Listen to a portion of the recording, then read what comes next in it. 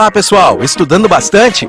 A aula de hoje será de Ciências Humanas e suas tecnologias e vamos trabalhar a habilidade de interpretar historicamente e ou geograficamente fontes documentais acerca de aspectos da cultura. Boa aula! Oi pessoal, boa tarde. Aqui quem vos fala é o Lucas Cabral, professor de História aqui do Rio de Janeiro.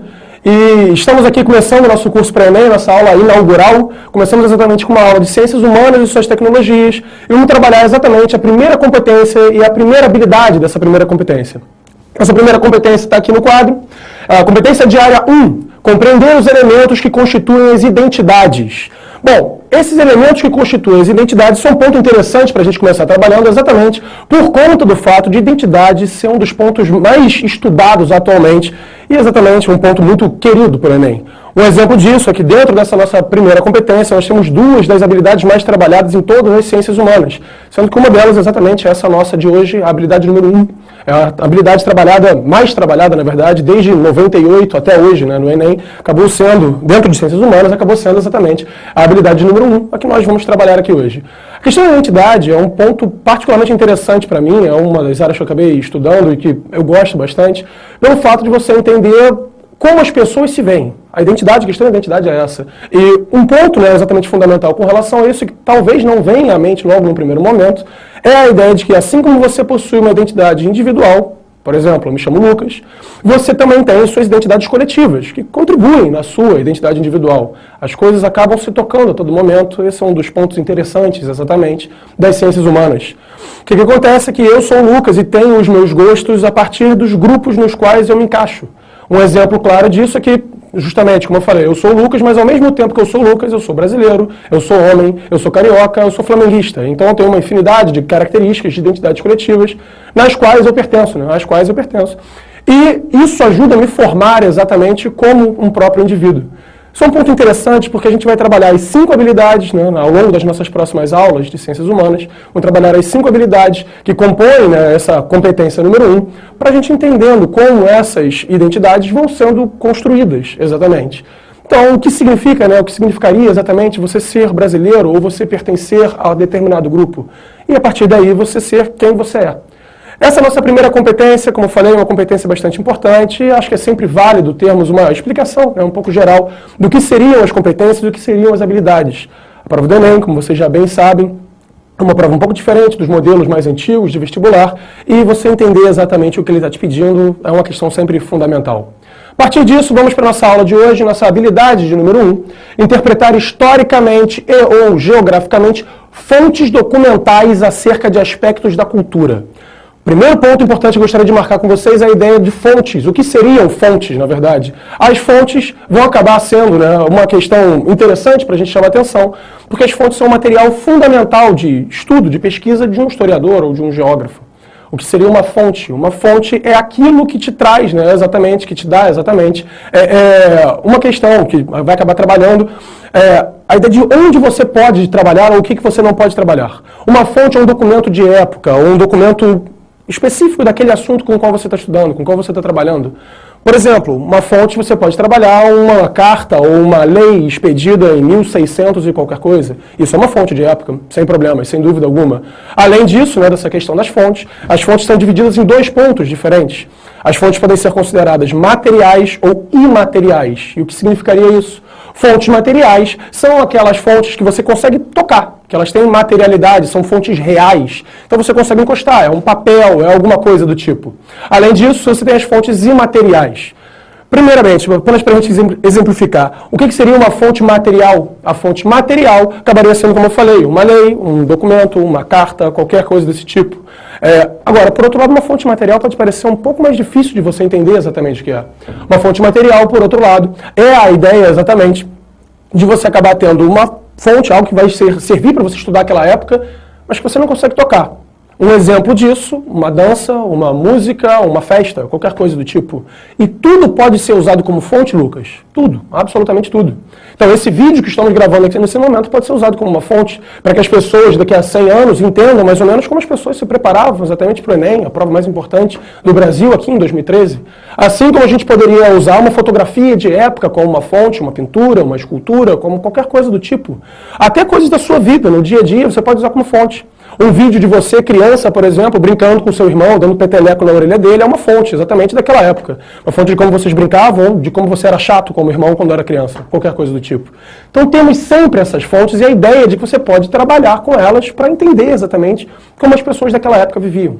É assim que nós, historiadores, acabamos, né, entendendo as épocas passadas, a partir das suas fontes. Sejam vestígios arqueológicos, como pedaços de cerâmica, ou qualquer coisa do tipo, ou vestígios um pouco mais fáceis de serem trabalhados, como, por exemplo, uma lei ou um relato histórico, qualquer coisa do tipo. Ok? Entendida a nossa competência e a nossa habilidade, vamos entrar num exemplo exatamente para a gente compreender na prática como o Enem pode trabalhar essa ideia da nossa habilidade número 1. O Enem pode trabalhar essa habilidade, por exemplo, através da aula, nossa aula símbolo aqui da aula de hoje, vai ser o Renascimento. Vamos entender o Renascimento, fenômeno ali que ocorre entre os séculos 13 e 16. Por que o Renascimento foi escolhido exatamente para isso? O motivo é simples. O trabalho do Renascimento se dá muito em cima de obras de arte, e obras de arte como pinturas, esculturas e coisas do gênero, que vão exatamente retratar como as pessoas daquele período, entre os séculos 13 e 16, vão acabar vendo, né, a sua própria forma de vida. Tudo que acontece hoje em dia retrata uma forma como nós encaramos a nossa vida. Então a arte do ano de 2013 é uma arte específica, que se você usasse ela no ano de 1950, ela não faria o menor sentido. Assim como se você usasse uma obra de arte do século XIX, do 1800, agora, em 2013, também seria algo ultrapassado, não faria o menor sentido. Então vamos trabalhar exatamente com as formas como as pessoas viam o seu mundo, encaravam o seu mundo naquela época. E vamos entender um pouco exatamente sobre essa passagem da chamada Idade Média para a Idade Moderna, exatamente através das obras de arte do período. Ok? Então começamos aí entendendo os antecedentes. A aula de história é sempre mais ou menos a mesma coisa, a gente começa ali com os antecedentes, coisas que levaram a esse fenômeno. Então o primeiro dos nossos antecedentes é o chamado desenvolvimento comercial. E aqui é o seguinte, para você não cair de paraquedas nesse assunto e não tem a menor ideia do que se passava antes, a gente faz um certo panorama, uma visão mais ou menos do que estava rolando até aquele momento. E aí é o seguinte, o desenvolvimento comercial aqui, nesse período exatamente que estamos trabalhando, dos séculos 13 ao 16, está se dando por quê? Porque no período anterior ele não era desenvolvido. Como assim o comércio não era desenvolvido? Sim, exatamente. Praticamente não havia comércio. O comércio vai se desenvolver bastante, exatamente, nesse período que você acaba tendo, né, a melhoria, né, a mudança no comércio, assim como uma série de outras mudanças, né, na sociedade. A gente trabalha com a lógica, né, como eu estava falando antes, da passagem da Idade Média para a Idade Moderna. Agora, por que na Idade Média quase não havia comércio? Uma noção básica de Idade Média que é importante que você tenha é que essa é uma época extremamente perigosa. Quando você vê um filme sobre a Idade Média, ele está sempre marcado por muitas guerras e coisas do tipo. E o que vai acontecer é que a gente está falando do período chamado de Idade Média, que vai mais ou menos do ano 500 ao ano 1500. Esses 1000 anos são um período bastante longo, na verdade, e que foram extremamente mal vistos, né? A gente acabou tendo uma visão bastante negativa em muitos momentos desse período.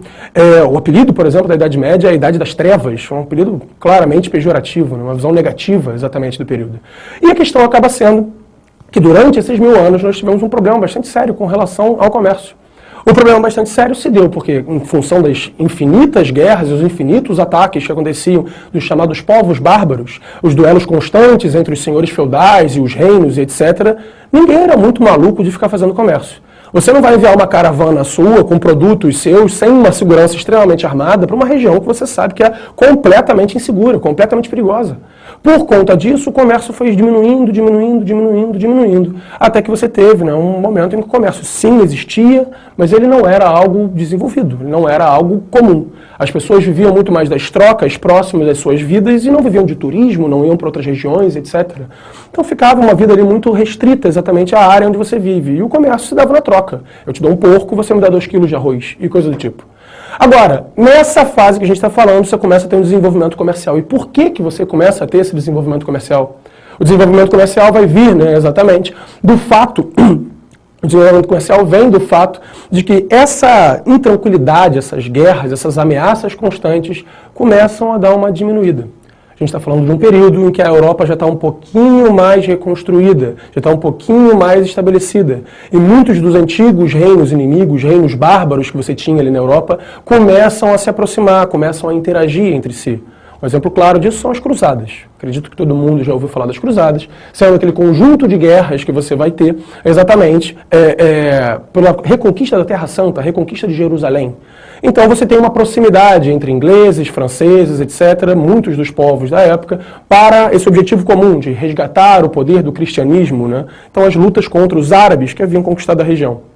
Nesse contexto de cruzadas, a Europa para de ser invadida e passa a ser invasora. E o clima na Europa vai ficando um pouco mais tranquilo.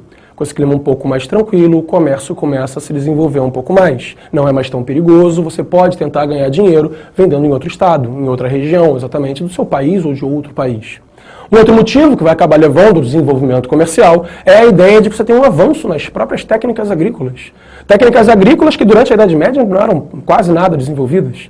Técnicas agrícolas que envolviam, por exemplo, um uso que eu acho que é interessante, o uso do arado. Não sei se todos sabem o que é o arado, mas um arado sendo aquele instrumento que você usa para ir cortando a terra e tudo, para você poder semear e tal. O que vai acontecer é que esse uso do arado durante a Idade Média, o arado era puxado por cavalos, só que o arado era amarrado no pescoço do cavalo, como se fosse uma coleira de cachorro. Nesse sentido, os cavalos puxavam, até que eles misteriosamente morriam. E ninguém entendia muito bem por que eles morriam. Durante a Idade Média, na fase final da Idade Média, você começa a entender. O cavalo morre sufocado. Puxou tanto pelo pescoço, que ele não conseguia mais puxar o próprio ar. E por conta disso, ele morreu sufocado. Nesse sentido, você muda o arado, e uma grande revolução tecnológica da época, o iPhone da época, ou qualquer coisa do tipo, vai acabar sendo a mudança do arado do pescoço para o peito. E aí você passa a prender o arado no peito, o cavalo não sufoca mais, resultado, vive mais, ara mais terras, você planta mais. E no que você planta mais, começa a sobrar um pouco mais de comida, ou o que quer que você plante. E essa sobra, você pode vender no vizinho, ou então em outra região um pouco mais distante, etc. Então, o desenvolvimento das técnicas agrícolas, mais um clima de uma maior tranquilidade, exatamente por conta dessa segurança europeia que está aparecendo e tudo. Um terceiro e último ponto, relacionado exatamente com o anterior que eu tinha falado, relacionado exatamente com o ponto das cruzadas, é que você começa a descobrir novos produtos conforme você vai, né, para a Península Arábica. Nosso pensamento é que o que tem na Península Arábica? Quibe e esfirra, mas não é só isso. Você tem outros produtos de fato. Por exemplo, as caravanas comerciais da China passavam todas pela Península Arábica e você começa a ver que não se vive só de quibe e esfirra na região, mas os caras têm porcelana, têm seda e uma infinidade de outros produtos considerados valiosos na Europa. Exemplo disso, a gente vai ter os temperos. O sal é uma descoberta chinesa e vai estar chegando na Europa exatamente a partir desse momento. Então você começa a ter um certo desenvolvimento, produtos interessantes que quem sabe alguém esteja interessado em comprar ali na Europa. E esse desenvolvimento comercial vai marcando até o ponto em que ele acaba levando ao nosso segundo ponto, o crescimento das cidades. Por que as cidades vão estar crescendo nesse momento? Qual é a relação entre o desenvolvimento comercial e o crescimento das cidades? Durante a Idade Média, o comércio era praticado nas feiras. Você conhece feira, pastel, caldo de cana, o pessoal vai lá e tal. Agora, o que vai acontecer é que nas feiras que aconteciam durante a Idade Média, essas feiras eram muito esporádicas, porque quase não havia comércio. Então as feiras aconteciam uma vez a cada ano, uma vez a cada 6 meses, dependia muito da região. Agora, conforme você vai tendo mais produtos para vender, lá o sal da China, a porcelana da China, o quibe, a esfirra da Arábia, etc. E conforme você vai tendo mais produtos seus próprios para vender, eu produzo mais batata, mais arroz, mais coisas do tipo agora, o que acontece é que essas feiras vão se tornando mais constantes. E ao invés de acontecerem uma vez a cada 6 meses, acontece uma vez a cada mês, depois uma vez por semana, depois 2, 3, e aí você tem a segunda-feira da semana, a terceira-feira da semana, a quarta-feira, a quinta-feira, a sexta-feira, e a feira começa a acontecer todo dia.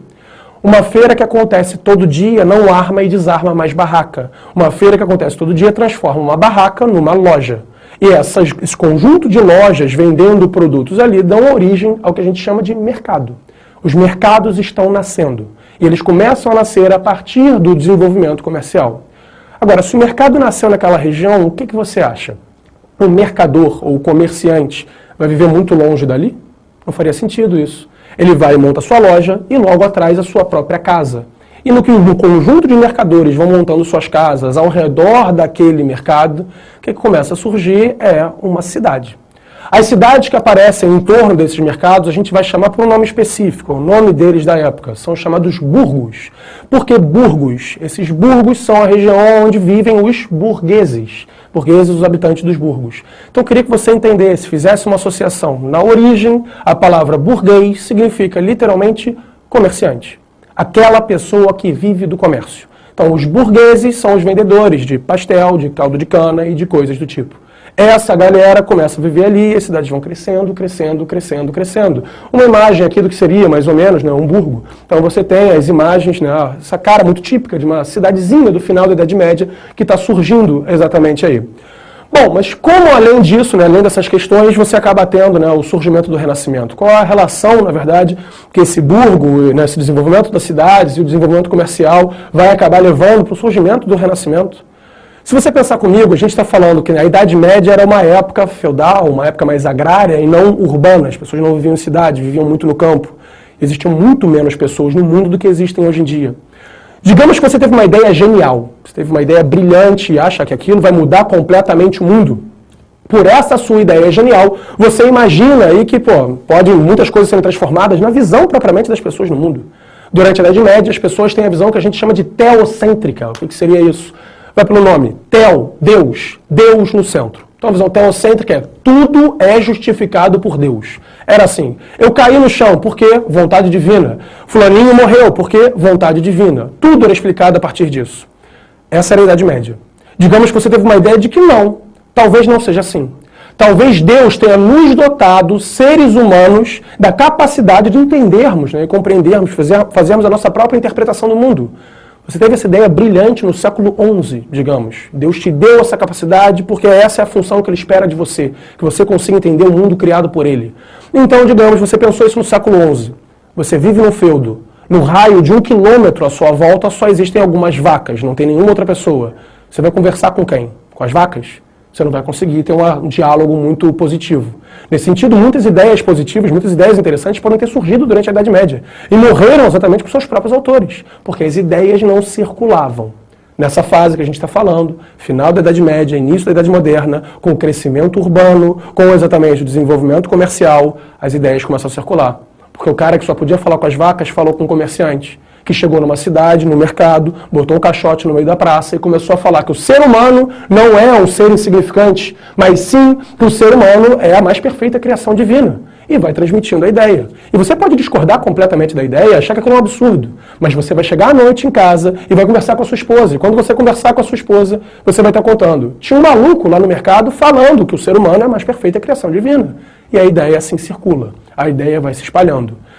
Nas palavras de um aluno meu de alguns anos atrás, a gente acabou tendo essa ideia de que o espaço urbano é um espaço para uma maior trocação de ideias. Eu não usaria exatamente essa expressão, mas sim, para uma maior troca de ideias. As pessoas estão conversando, as ideias estão circulando. E esse mercado é o espaço perfeito para isso, onde várias pessoas estão reunidas, estão juntas e novas ideias vão florescendo, vão nascendo nesse momento. Então o desenvolvimento comercial levou ao desenvolvimento urbano, ao crescimento urbano, que facilita que novas ideias circulem, né, com uma maior tranquilidade. Além desses dois pontos, nosso próximo ponto é a própria invenção da imprensa. Isso é algo revolucionário na época. O que seria a imprensa, né, que está sendo inventada exatamente aqui? Essa imprensa não é a imprensa como a gente chama, as pessoas que publicam jornais, etc. Mas a imprensa, na verdade, que está surgindo, está sendo inventada aqui nesse momento, é a imprensa de Gutenberg. Gutenberg, um alemão que desenvolve um artefato, um instrumento, que acaba colocando letras em certa ordem e passa tinta naquelas letras e depois carimba o papel. E quando ele carimba, o papel está todo escrito. Como os livros ou panfletos ou qualquer coisa escrita era escrita antes? À mão. O que vai acontecer é que, sendo escrito exatamente à mão, as pessoas tinham que copiar. A função da cópia dos livros cabia exatamente às igrejas. Eram chamados monges copistas. Imagina que a vida desses monges copistas não devia ser das mais agradáveis. Porque o cara passa a vida inteira como se fosse um eterno castigo de copiar dever de casa. E ele está tendo que copiar e copiar e copiar 1000 vezes as mesmas palavras dos mesmos livros. Além do que, se o cara erra, ele é obrigado a rasurar aquilo ali e muitas vezes é melhor ele arrancar a página e começar de novo do início. É um trabalho duro e você passa a entender exatamente que, por conta disso, os livros não são muito comuns na Idade Média. Mas o Gutenberg inventou a imprensa. Quando ele inventa a imprensa, os livros, os panfletos e absolutamente tudo começa a circular com uma facilidade muito maior. Você passa a tinta naquele papel, passa a tinta naquelas letras e cola aquelas letras, né, no papel. E vai colando, colando, carimbando, carimbando, carimbando, até o momento que você tem uma infinidade de livros. Os livros começam a se popularizar e vão circulando com a maior facilidade do mundo. E exatamente a partir desses livros, novas ideias vão circulando. Então a ideia do cara lá que ia falar com as vacas e passou isso para o mercador, que chegou no mercado e tal, e acabou contando para as pessoas ali em volta, vai levar alguém a publicar um livro com essa ideia. E esse cara que estava lançando essa ideia, digamos, na França, uma outra pessoa pode pegar o livro dessa pessoa e levar para a Alemanha, e depois para a Inglaterra, e depois para a Itália, e assim as ideias vão se espalhando. Novas ideias vão chegando em novos lugares. E a partir daí, exatamente, a gente tem esse grande boom, né, uma mudança completa na forma das pessoas verem o mundo. O último ponto que eu queria chamar a atenção como antecedente é exatamente a redescoberta do pensamento grego. Por que redescoberta? O que aconteceu? A Grécia era considerada o berço das ideias do mundo, né? O grande centro da filosofia, por exemplo. Você sabe isso, você tinha lá Aristóteles, Platão, Sócrates, os primeiros grandes pensadores do mundo, considerados por muitas pessoas. Isso na Grécia. O que aconteceu? Que depois da Grécia veio o Império Romano, e com a queda do Império Romano você teve os povos bárbaros dominando boa parte da Europa. Ali, a Europa Oriental, região de Grécia, Turquia, essas áreas, vai se tornar o antigo Império Romano do Oriente, que passou a ser chamado de Império Bizantino durante a Idade Média. Esse Império Bizantino vai ter na sua capital Constantinopla. Constantinopla é atualmente Istambul. Istambul, ali uma cidade importante da Turquia e tudo, vai acabar sendo a antiga Constantinopla, a antiga capital desse Império Bizantino. E ali você reunia boa parte do pensamento grego da época. O pensamento de Aristóteles, de Platão, de Sócrates não era conhecido na França, na Espanha, em Portugal, na Inglaterra, muito menos no Brasil. Então isso não era conhecido em lugar nenhum, apenas nas regiões próximas à Grécia, apenas nas regiões que dominavam a Grécia, no caso, como eu falei, Constantinopla. E esse pensamento ficou lá, pelos próximos 1000 anos, durante toda a Idade Média, até o momento em que, em 1453, você tem a queda de Constantinopla. Esse é o marco oficial do fim da Idade Média. A cidade de Constantinopla, de novo, atualmente Istambul, vai ser dominada pelos povos otomanos, pelo Império Otomano, que dará origem futuramente à Turquia. No que os otomanos invadem e dominam Constantinopla, muitos dos sábios de Constantinopla, os estudiosos, aqueles que traduziam o grego e conheciam os pensamentos lá da filosofia da Grécia Antiga, vão fugir dali. E no que eles fogem dali, muitos vão para a Itália, para Roma, para Milão, para Florença, etc. No que eles chegam em Roma, Milão e Florença, eles chegam carregando embaixo do braço livros dos gregos, traduções de Aristóteles, traduções de Sócrates, etc. E as pessoas começam a ler aquilo e começam a descobrir que 2000 anos atrás, 1500 anos atrás, o ser humano pensava de uma maneira completamente diferente do que ele pensa. E começam a achar, essa forma de ver o mundo dos gregos era talvez um pouco superior à forma como eles próprios viam o mundo ali em 1300, 1400, 1500. Então talvez seja o momento da gente começar a copiar esses gregos, porque esse pode ter sido o momento de maior desenvolvimento da história da humanidade. Por conta disso, precisamos ver o que esses caras falavam e talvez voltar aos passos corretos que nós tínhamos ali atrás. Com base nisso, a gente segue aí, saímos dos antecedentes e entramos no chamado, na formação do chamado humanismo. E aí eu botei uma definiçãozinha aqui do humanismo para vocês. É um movimento intelectual de valorização do homem, gerando uma reinterpretação do mundo. Para você entender isso daqui, o que é importante? É uma valorização do homem. Enquanto isso, você acabava tendo, né, no período anterior, uma valorização de Deus, uma supervalorização de Deus, como eu tinha falado. Então você acaba tendo, né, a visão de que o homem, na verdade, é a mais perfeita criação divina. Afinal de contas, o homem foi feito à imagem e semelhança de Deus. E exatamente por conta disso, esse ser humano é um ser especial. No que você começa a valorizar o homem é não mais achar que o homem é insignificante, como se pensava na Idade Média. Que o homem vinha, morria e vivia e nada absolutamente mudava no mundo. Ao invés de você ficar com essa visão preconceituosa com relação ao homem que você tinha anteriormente, você começa a acreditar que o homem de fato pode sim fazer uma diferença. Cada um de nós, eu, Lucas, e você aí, onde quer que qualquer parte do Brasil que você esteja nos assistindo agora. O que acontece é que com essa valorização do homem você gera uma reinterpretação do mundo, porque começa a parar de pensar que tudo tem que ser explicado exclusivamente pela vontade divina. Talvez Deus nos tenha dado um cérebro e uma capacidade de raciocínio para que a gente use isso de alguma forma. e use isso entendendo o mundo criado por ele. Então essa é a visão, né? Um movimento intelectual de valorização do homem gerando uma reinterpretação do mundo. E aí a gente entra, né, exatamente nas características máximas desse humanismo. Entende como o movimento intelectual é algo que afeta toda a sociedade. Aos poucos as pessoas vão se convencendo de que essa visão daqui talvez fosse mais interessante do que as visões anteriores. Talvez fosse mais interessante do que o teocentrismo, Deus no centro, que nós tínhamos explicado antes. A questão, exatamente, é que sendo esse movimento intelectual, então as coisas vão mudando aos poucos. E é por isso que o Renascimento, como eu havia falado, é um movimento tão longo. Ele começa lá no século XIII e vai até o século XVI. Para você convencer todo mundo de uma ideia, você vai precisar de um tempo. Principalmente numa época em que você não tem Skype, não tem WhatsApp, não tem aplicativos eletrônicos, internet, nem nada disso. Então essas ideias demoram 100, 200, 300 anos para circularem e para alcançarem, né, absolutamente a maioria das pessoas, pelo menos naquele mundo conhecido da época, ali a Europa, um pedacinho da Ásia, o norte da África. Ok? Bom, então as características desse humanismo, nós vamos lá, que ele valoriza a cultura greco-romana, lembra da redescoberta do pensamento grego, tá? E além disso, por outro lado, você contesta a cultura medieval. Então a cultura greco-romana é boa, a cultura medieval é ruim. A visão que se tem na época é essa. Por quê? Porque a cultura greco-romana foi a cultura dos gregos, lá de trás, que você acabou de redescobrir. E olha como o ser humano era evoluído, olha como o ser humano era desenvolvido exatamente nessa época.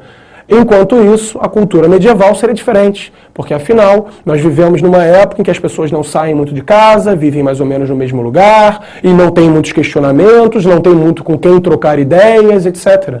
Então o humanismo é um movimento que vai ver a Idade Média como algo extremamente negativo, e a Idade Antiga como a época de ouro da humanidade e tudo, que deve ser resgatada exatamente por conta disso. Ok? Você sempre faz essa contraposição. Como as duas visões são muito diferentes, como a Idade Antiga é uma, claramente definida, e a Idade Medieval é uma idade outra completamente também bem definida, são bem diferentes uma da outra, normalmente quem valoriza uma critica a outra, e assim por diante. Bom, tem alguma pergunta aí, gente? Pra gente trazer para cá? Até o momento chegou alguém? Ok, vamos lá. Por que o Renascimento não aconteceu antes? Né? Porque ele aconteceu apenas ali no século XIII. Então é um ponto que a gente acabou fazendo um pequeno comentário aqui antes, mas eu posso trabalhar com mais calma para responder exatamente aí. A pergunta veio ali de Belo Horizonte, foi isso? Ok, tá bom, beleza. Então tá certo. Aí, legal o pessoal de Belo Horizonte estando participando aqui, né, com a gente, e a gente acaba respondendo a dúvida aqui do pessoal. Mande você também a sua pergunta para cá, se ficou com alguma dúvida, precisa de alguma ajuda com alguma coisa. Qual é a questão? O Renascimento não vai aparecer antes por conta dessa dificuldade de novas ideias circularem. Obviamente, muitas pessoas podem ter pensado lá no Renascimento, podem ter pensado lá no humanismo e tudo, ali no século V, século VI, alguma coisa assim. Mas tinham dificuldade de divulgar essa ideia. Você não tinha imprensa, você não tinha cidades, você não tinha praticamente nada para onde levar essas ideias adiante. Então ficava, né, muito complicado. Você tinha a ideia e só quem ia saber da sua ideia eram seus amigos e sua família. E ela morria ali com você.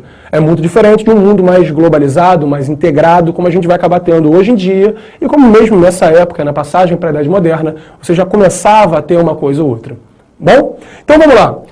O humanismo, então, é esse movimento intelectual. Legal, mas o nosso foco aqui não está exatamente no humanismo, está sim no Renascimento. Qual a diferença, Lucas? O que tem de diferente do Renascimento para o humanismo? Aí vem lá a definiçãozinha do Renascimento, assim como eu fiz com o humanismo, para você entender. O Renascimento é a expressão artística do humanismo. E aqui é um negócio que eu queria frisar legal para você entender. Tá? Qual é a questão? O Renascimento está dentro do humanismo. O humanismo é uma forma de ver o mundo. As pessoas todas vão estar vendo daquela maneira. Todas, não é um exagero, mas a grande maioria das pessoas começa a entender o mundo exatamente daquela maneira. Enquanto isso, no Renascimento, por outro lado, ele é o humanismo nas artes. Então, entende o seguinte, todo renascentista é humanista, mas nem todo humanista é renascentista. Porque se você é dessa época e acredita nos ideais humanistas e tudo, de que o ser humano é desenvolvido e tem que ser valorizado, e valoriza a cultura greco-romana e etc., mas não produz arte, você é um humanista, mas você não é um renascentista. Ok? Então o renascentista é aquele, são os pintores, são os desenhistas, são os escultores, etc, etc. Mas os humanistas podem ser, digamos, pessoas que trabalham com política ou com qualquer outra área diferente. Bom, então o Renascimento acaba sendo isso e temos aí algumas das principais figuras do Renascimento, né? Alguns dos principais nomes que nós vamos ter. O primeiro deles ali, Michelangelo Buonarroti, né? Talvez o grande nome, ou sem dúvida um dos 4 grandes, os 4 que eu acabei colocando aqui. Michelangelo vai ser um mestre não só na pintura, como também na escultura. Bom, o segundo que a gente acaba tendo aqui é Leonardo da Vinci, né? Leonardo da Vinci, você também conhece bem aí a figura do Leonardo da Vinci. Seguindo, a gente acaba pegando Rafael Sanzio, um grande pintor também da época, e por fim, ali, um dos principais escultores do período, Donatello.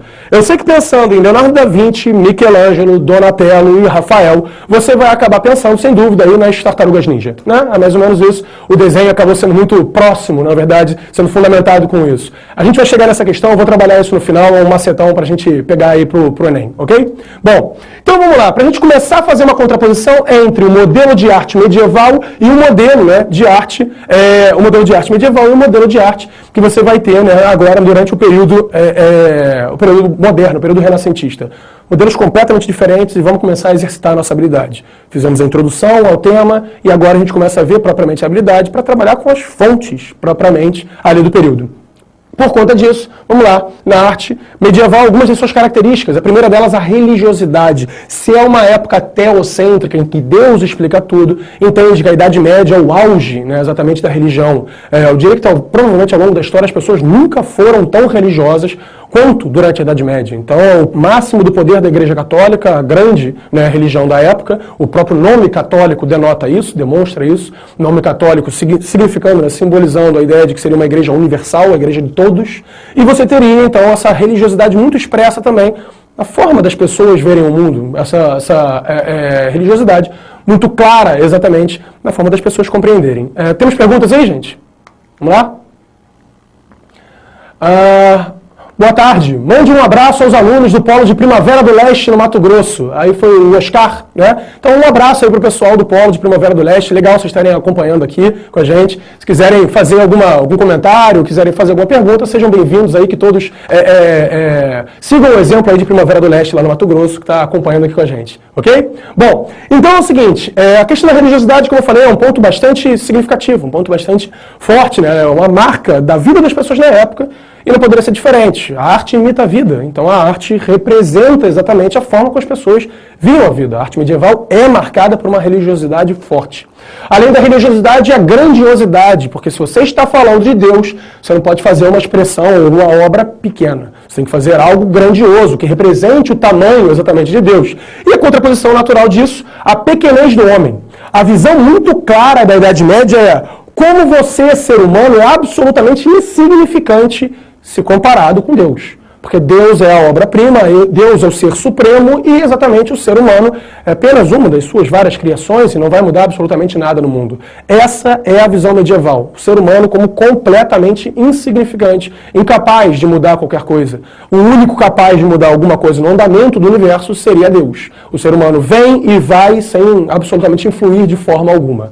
A visão da época, muito expressa pelas suas obras de arte. Aqui a gente tem um exemplo, né, de uma obra de arte, eu gostaria de fazer uma análise rápida dela, e você percebe algumas coisas. Isso aqui é uma simbologia exatamente do que seria um feudo, né, e aí algumas coisas que te chamam a atenção. Primeiro, repara no tamanho, né, que você acaba tendo ali do céu. O céu é enorme, é o grande destaque, na verdade, que você acaba tendo nessa pintura, e representando, né, exatamente ali, o tamanho do céu, a enormidade do céu. É uma figura, né, um quadro, no caso, que acaba expressando exatamente, de maneira bastante fiel, como funcionaria mais ou menos um feudo medieval e tudo. A única exceção é o dragãozinho aqui, né, gente? Vamos lembrar que dragões nunca existiram, tá? Isso aí foi a imaginação do cara. Bom, além disso, outras questões que podem te chamar a atenção. Você percebe que tem pessoas trabalhando, né? São os camponeses e tudo. Aqui o arado, que eu tinha comentado com vocês. Nesse caso, o arado não vai ser puxado por um cavalo, mas sim por um boi. Agora, repara uma coisa. Se as pessoas não são importantes, se as pessoas são insignificantes, essas pessoas precisam ser destacadas? Importa que se aquele é o José, se aquele é o Afonso, ou se é mesmo a Maria, pode ser uma mulher? De forma alguma. As pessoas são insignificantes, então tanto faz. Essa é uma pessoa aleatória, uma pessoa qualquer. Preste atenção aqui no quadro. Você repara exatamente que nenhuma das figuras, né, nenhuma das pessoas no quadro tem destaque algum. São todas no fundo, parte da paisagem, tão importantes como, por exemplo, as ovelhas que estão lá no fundo, ou a terra aqui. Mesmo o homem, né, que está no primeiro plano, você não consegue identificar seu rosto. É um ser qualquer, aleatório, impossível de ser identificado, coberto dos pés e a cabeça. Repara no seguinte, você não consegue dizer nem se é um homem ou uma mulher. Se é o José, se é a Maria ou se é qualquer outra pessoa. Porque não importa se é um homem, não importa se é uma mulher. O que importa é o céu. O que importa é Deus. Então isso é um exemplo claro exatamente de obras medievais. Vamos seguir com alguns outros exemplos aqui. Temos ali, né, algumas outras figuras, né? Primeiro, você percebe aqui também um grupo de pessoas aleatórias representando exatamente as revoltas, né, de camponeses. Então, os camponeses fazendo uma grande revolta naquele momento e nenhum deles é identificado nessa figura. Nenhum deles, aqui nessa figura que a gente está trabalhando aqui no canto, acaba sendo identificado. São todos pessoas quaisqueres, pessoas aleatórias ali no meio. Então, estão fazendo uma grande revolta, a maioria absoluta da população sendo camponesa, cerca de 95% são os comuns. E você repara até na violência. Né? Usando machados, o outro aqui é esfaqueado e tudo. Então você tem ali, né, a faca no meio do caminho, etc. O outro caso aqui também, né, um grupo de pessoas se preparando para a guerra. Novamente, o único ser identificável, esse, que provavelmente é o rei, né, desse grupo, o líder general do comando. Os outros todos são seres praticamente idênticos. Todos homens barbados, quase iguais. Os homens aqui da frente, menos ainda, né? Você vê apenas os olhos deles. De novo, o ser humano é insignificante e você retrata bastante essa violência, a questão da religiosidade muito associada exatamente à violência. O mundo em que as pessoas viviam, um mundo exatamente de combates a todo momento, de invasões bárbaras, etc, etc. Temos mais alguma pergunta aí, gente? Vamos lá? Como o humanismo podia se apresentar sem ser na arte? Isso é uma pergunta muito boa. Né? Aí veio de novo de Belo Horizonte. Legal, tá bom. Então é o seguinte, como é que o humanismo se apresenta, né, sem ser na arte? De alguma outra forma a gente pode entender o humanismo. Um exemplo que eu tinha acabado citando antes, o humanismo você pode entender muito isso a partir, por exemplo, né, da ideia da política. Então as pessoas que trabalhavam com política, que viam o mundo com aquela visão de que o ser humano é superior e tudo, são humanistas, mas não são renascentistas. Outro exemplo, um renascentista vai ser um pintor, um escultor, um teatrólogo. Shakespeare é considerado um renascentista, etc. Mas, por outro lado, você vai ter a população local da época. O senhor feudal pode concordar com essa visão, mas ele não vai ser um renascentista exatamente por conta disso. Concorda com a visão que o ser humano é desenvolvido, que o ser humano é melhor, que o ser humano é superior e tudo. O ser humano é a mais perfeita criação de Deus, novamente, mas esse, no caso, essa visão aí de que, apesar de concordar com o humanismo e tudo, esse cara não vai ser um renascentista, porque ele não produz forma alguma de obra de arte. Ele é um humanista, mas não é um renascentista. Ok, Belo Horizonte? Respondido aí? Então vamos lá, seguindo. Outro exemplo que a gente acaba tendo, isso aqui é muito interessante. Primeiro, Lucas, você falou que as pessoas, você não conseguia identificar o rosto das pessoas, mas nesse quadro daqui eu consigo identificar os rostos. As pessoas são claramente diferentes umas das outras. Por quê? Repare nisso aqui, ó, a auréola em volta da cabeça. São pessoas quaisqueres? Não são. São figuras religiosas, exatamente. São santos, são os apóstolos. Então você acaba tendo, né, a visão dessas figuras. E esses sim você identifica. E você identifica porque, como eu falei, é a marca da religiosidade. Esses homens importaram. Você e os outros da sua época não importam. Então, a gente não precisa destacar as pessoas, né, da época, desse momento que se vive, no 1400, no 1500, mas sim as figuras religiosas lá de trás. Tá? O quadro do lado também é interessante, porque ele representa a educação, como é que você tinha esse quadro daqui, né? Acaba representando aí a educação que você tinha. E você repara em quem é o professor. O professor é um padre. A educação se dava dentro dos mosteiros, e as crianças sendo educadas são os filhos da nobreza, obviamente. Você não vai imaginar que os camponeses vão receber uma educação por parte do clero nessa época. Então, no caso, você tinha aí, né, os membros da igreja educando as crianças em latim, educando as crianças nas artes, educando as crianças em filosofia, etc, etc. Mas, no caso, os filhos dos camponeses, a maioria absoluta da população, não recebiam qualquer forma de educação. Então, qual era o destino dos filhos dos nobres? Serem nobres. Qual era o destino? Porque seguiam toda a questão cultural, etc., e iam herdar aquelas terras, aqueles castelos, etc., etc. Qual era o destino dos filhos dos camponeses? Serem camponeses. Não havia ascensão social. Não havia possibilidade de você nascer num grupo e terminar a vida em outro. Não havia como você melhorar de vida. E você ia nascer e morrer na mesma família, e, portanto, na mesma posição. O ponto com relação aos camponeses interessante é o seguinte: qual é a educação, então, que os camponeses recebem? Para continuar com a educação, né, continuar com os trabalhos da família. Se o seu pai é sapateiro, você também será sapateiro. Se o seu pai é pescador, você também será pescador. E assim por diante. O ponto interessante, uma curiosidade legal com relação a isso, é o surgimento dos sobrenomes. Isso é um ponto interessante, porque o Enem gosta muito desses aspectos culturais. O foco dele nunca foi a política, sempre foi a cultura. Então como é que os sobrenomes surgem? Dentro das vilas, a população era muito pequena, as pessoas se conheciam apenas pelo nome. Eu sou o Lucas, ponto. Não preciso de sobrenome, porque eu sou o único Lucas daquela vila. Você vai acabar tendo também uma outra visão, de que, por exemplo, se tinha aí, né, a ideia de que, pô, eu sou o Lucas, o único Lucas da vila, sou amigo do Pedro, que é amigo do André, e assim por diante. Agora, com o tempo, as pessoas vão migrando de uma região para outra, vai tendo mais gente, mais gente, mais gente, vão tendo mais filhos, e a população vai crescendo. E aí eu já não sou mais o único Lucas. Agora, eu sou o Lucas, que é o pescador da vila. E aí eu acabo recebendo, se eu viver, por exemplo, na Alemanha, o sobrenome do meu trabalho. Eu sou Lucas, o pescador. Ou em alemão, Lucas Fischer. Ou então, eu sou Lucas, o sapateiro. E aí eu acabo recebendo o nome, de novo, em alemão, da minha função, Lucas Schumacher, e assim por diante. Você vai receber o nome em função, seu sobrenome em função da sua profissão, ou em função de alguma coisa que você trabalha, ou alguma coisa que a sua família tem alguma relação. Por exemplo, no meu caso, Lucas Cabral, relacionado às cabras, como cordeiro, relacionado a cordeiros, e etc. Então os nomes vão surgindo a partir disso daí, né? Muitos nomes vão aparecendo por conta da educação, da passagem aí da Idade Média, finalzinho da Idade Média, e a entrada na Idade Moderna. Ok? Bom, seguindo com as nossas obras, vamos entender agora um pouquinho da arquitetura medieval, né? O que a gente pode falar, outra coisa que a gente pode perceber. Eu quero marcar muito isso para chamar a atenção da diferença da arte medieval para a arte, né, exatamente renascentista. São coisas completamente diferentes. E conforme você vai vendo isso, seja num quadro, seja numa escultura, seja numa arquitetura, eu quero que você entenda, isso é medieval, isso é renascentista. O Enem, nessa habilidade, vai trabalhar exatamente com imagens, ou pode trabalhar com imagens ou textos, qualquer coisa do tipo. E é bom que você saiba, ao olhar aquela imagem, saber, essa imagem pertence a determinada época, a outra imagem pertence a outra época. Então vamos lá na imagem, a arquitetura, obviamente também teria que ser relacionada à religião. Estamos falando de igrejas. Eu sei, parece uma fortaleza, mas essa aqui é a Sé, a principal igreja de Lisboa. Essa é a visão dela do lado de fora e a visão dela do lado de dentro, né, exatamente. Elas são muito fechadas, são muito construídas, assim, completamente abafadas em certo aspecto. Exatamente, né? Pela ideia de que essas igrejas acabam servindo em certos momentos de invasão, lembremos que é uma época perigosa, como um ponto de defesa da cidade. Os soldados entravam todos dentro da igreja e faziam a defesa da cidade a partir da igreja.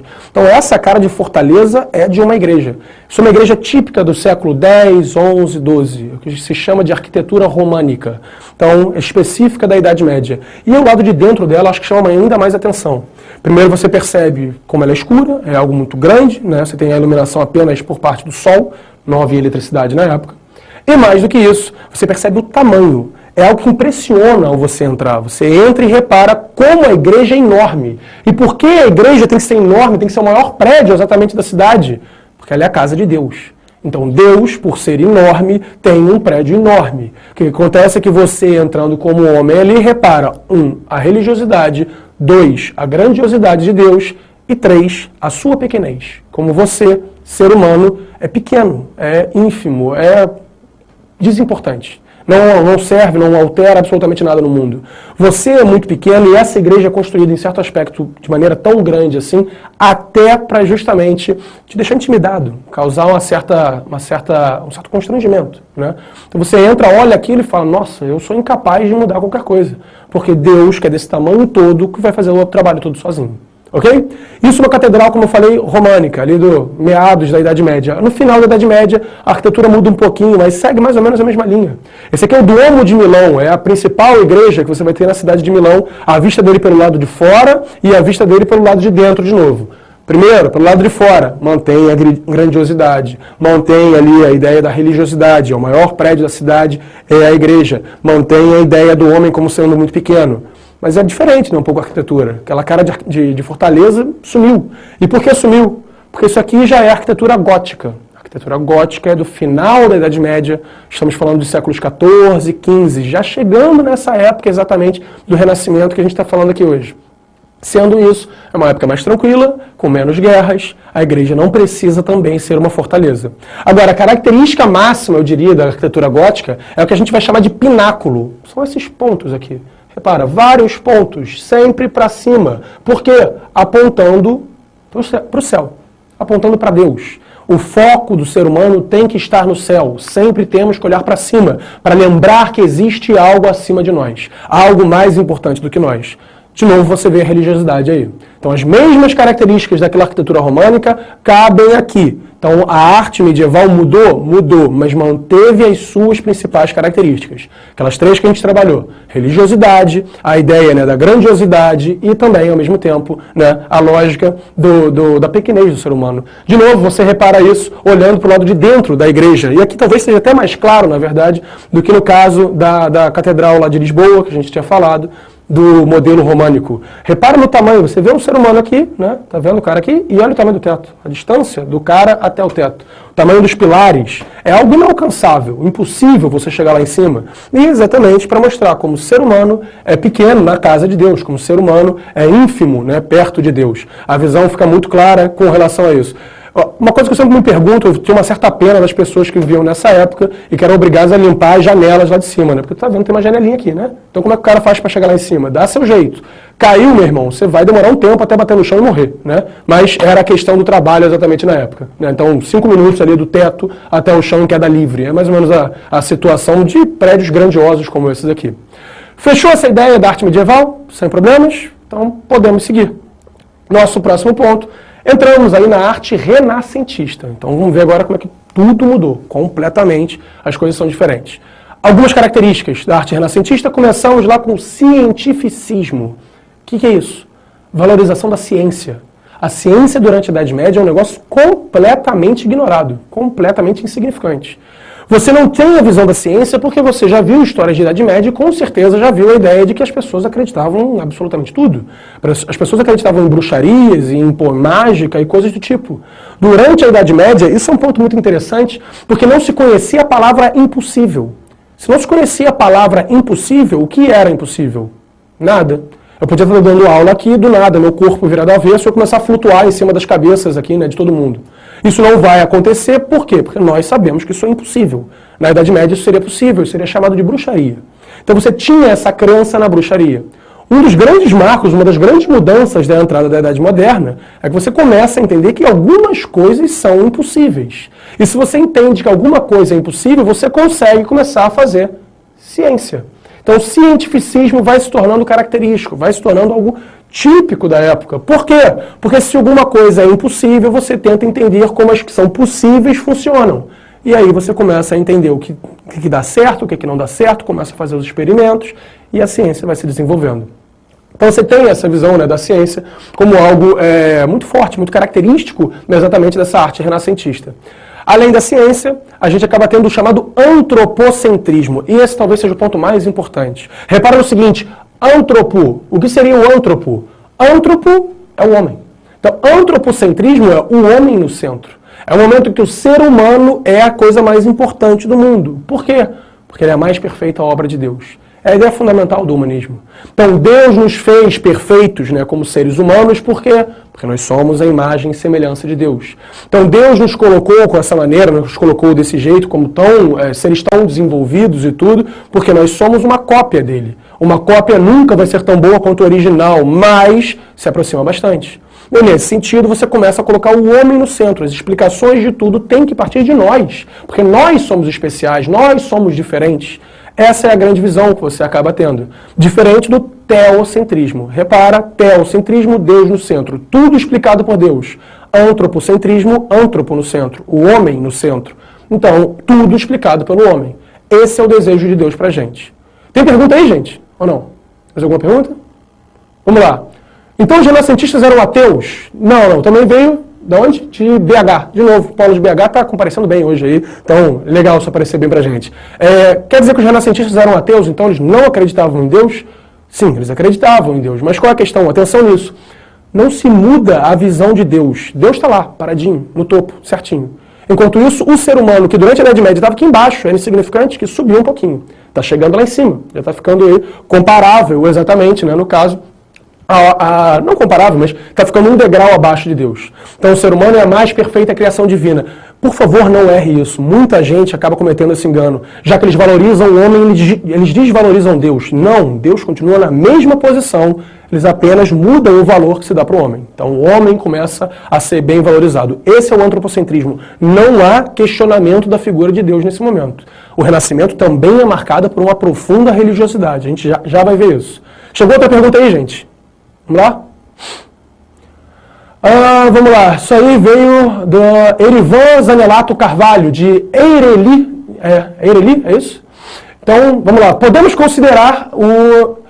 nos considerar em uma era renascentista ou humanista? Na verdade é o seguinte, nós somos herdeiros desse ideal. Entende isso? Vou voltar nessa questão. O renascimento está dentro do humanismo. Uma coisa não é diferente da outra, tá? Então, o humanismo é um grande movimento. O renascimento é a forma mais fácil da gente entender esse movimento, tá? O renascimento está dentro do humanismo. E nós somos herdeiros disso. A partir do humanismo, a partir dessa valorização do ser humano, você nunca parou de valorizar o ser humano. Então, você valorizou o homem ali no século XV, no século XVI, e continuou no XVII, no XVIII, no XIX, no XX e agora no XXI. Então o homem continua sendo valorizado. Sim, em certo aspecto, nós continuamos na era humanista, né? A gente continuou isso aí, muita coisa mudou, obviamente, mas a gente continua com essa supervalorização do homem, com essa importância, né, que se dá ao ser humano. Mas, como eu falei, o renascimento está dentro disso aí, então é algo específico dessa época, algo específico da arte nesse período. Ok? Bom, então vamos lá. A segunda característica foi o antropocentrismo, seguindo ao racionalismo. Por que o homem é tão importante? Por que o homem é tão especial? Por que não é uma valorização dos esquilos ou das vacas? Por que é uma valorização do homem? Porque o homem é o único dotado de razão. E o que é a razão? Razão é a capacidade de raciocínio, a capacidade do homem pensar. Então nós somos os únicos animais racionais, os únicos animais que pensam. E por isso somos tão especiais. O racionalismo é a base para o antropocentrismo. O racionalismo é um dos principais motivos, exatamente, do surgimento aí desse humanismo. Nós, seres humanos, somos melhores que os outros animais, na visão da época. Por quê? Porque nós conseguíamos raciocinar. Esse é o dom que Deus nos deu. E seria uma ofensa para Ele se a gente não usasse. Então, se Deus nos deu razão, é porque Ele quer que a gente use. Ele quer que a gente entenda e que a gente explique o mundo dele a partir, exatamente, dessa própria razão. Bom, isso a gente percebe que é um negócio que não mudou, né? Aproveitando até a pergunta lá que veio de Eireli antes, a gente tem essa visão, né, de que você teve, por exemplo, durante aqui os séculos XV, séculos XVI e tudo, a lógica, né, de que o ser humano começa a ser valorizado e tudo. E você percebe como é que isso está presente até hoje. Quando você quer dizer que alguém está certo, o que você diz? Fulaninho tem razão. Ou seja, o pensamento de fulaninho está certo. É um pensamento racional, logo está certo. A gente passa a considerar aquilo que tem razão como certo e aquilo que não tem razão, aquilo irracional, como errado. A visão que começa a ser criada aqui no humanismo. O ser humano é especial porque ele é o único ser que consegue fazer isso. Bom, a terceira característica é o racionalismo e a quarta a gente entra no individualismo. Atenção a uma coisa, o individualismo não é necessariamente alguma coisa ruim. A gente está muito acostumado a falar, pô, fulaninho é uma pessoa individualista, só pensa em si. Mas não necessariamente quer dizer que é alguma coisa ruim. O que significa o individualismo nesse momento? A visão lá da Idade Média que você tinha era o que a gente chama de coletivista. Você pensava nas pessoas apenas como parte de um grupo. Então eu, Lucas, não importava. O que importava, na verdade, era o meu grupo de pessoas, a minha função ali dentro. Eu sou um camponês, então eu produzo os alimentos. Eu sou um padre, então eu rezo para as pessoas, eu indico o caminho dos céus para ela. Eu sou um nobre, então eu garanto a paz fazendo a guerra. Eu garanto a segurança das pessoas ao protegê-las militarmente. A visão acabava sendo essa durante a Idade Média. E não importa se eu sou o Lucas, o Zé ou a Maria, como a gente tinha falado antes. O individualismo é algo muito típico desse momento. Por quê? Porque agora sim importa se eu sou o Lucas, porque eu, Lucas, sou especial. Como você, Zé, Maria, Cláudio, qualquer nome que você tenha, acaba sendo uma pessoa única, diferente, individual. Então o individualismo é a valorização dos indivíduos, das pessoas por conta própria, e não mais como apenas parte do grupo e insignificantes. Aquela visão que a gente tinha lá na Idade Média, de não saber se é um homem ou uma mulher num quadro, de pouco importa quem é aquela pessoa, acabou. O individualismo começa a mostrar exatamente essa pessoa aqui nesse quadro. É o Zé que está nesse quadro. Por que é o Zé que está nesse quadro? Porque o Zé é uma pessoa especial. Ele é uma pessoa diferente das outras e tem que ser valorizado como tal. Então o individualismo está aparecendo aqui, né? É a valorização de cada um dos homens. Não só valorizamos a humanidade, né, como a ideia do antropocentrismo, como valorizamos os indivíduos, cada um. Então o individualismo está lá presente, assim como o naturalismo, valorização da natureza, né, e das coisas naturais. Deus criou as coisas naturais e cabe a nós, seres humanos, com a nossa razão, entendermos essas coisas naturais. Então, por que um raio cai em determinado lugar? Porque Deus quis? Não. Vamos tentar entender por que o raio caiu em determinado lugar. É o desenvolvimento da ciência, é o desenvolvimento da razão. Tudo isso está acontecendo mais ou menos ao mesmo tempo. Então você vai valorizando a natureza criada por Deus também nesse momento. De novo, não é um momento de contestação religiosa, muito pelo contrário. É um momento de valorização religiosa. Você valoriza as obras de Deus e cabe a você, ser humano, interpretá-las. O naturalismo está lá presente, além disso, o hedonismo. Por experiência, eu sei que o hedonismo pode ser um dos pontos mais difíceis das pessoas entenderem. Por quê? O que é o hedonismo? Hedonismo é a valorização dos sentimentos humanos. Então, se você, ser humano, é especial, aquilo que você sente também é algo especial. Porque você começa a imaginar que as vacas, os cachorros e os outros animais não têm esses sentimentos, apenas nós temos. Então isso tem que ser valorizado. Agora, o principal sentimento valorizado pelo hedonismo é o prazer. O homem não deve se sentir culpado por sentir prazer, muito pelo contrário. O prazer é algo que foi dado a ele, a capacidade de sentir prazer. Então o homem tem sim que sentir esse prazer. É a visão que você tem na época. Vai muito contra a visão medieval que você tinha. Porque na visão medieval existia o que a gente chama de culpa cristã. Então se você sentir prazer, você está fazendo alguma coisa errada. Porque, afinal de contas, na visão medieval, Deus não queria que você sentisse prazer.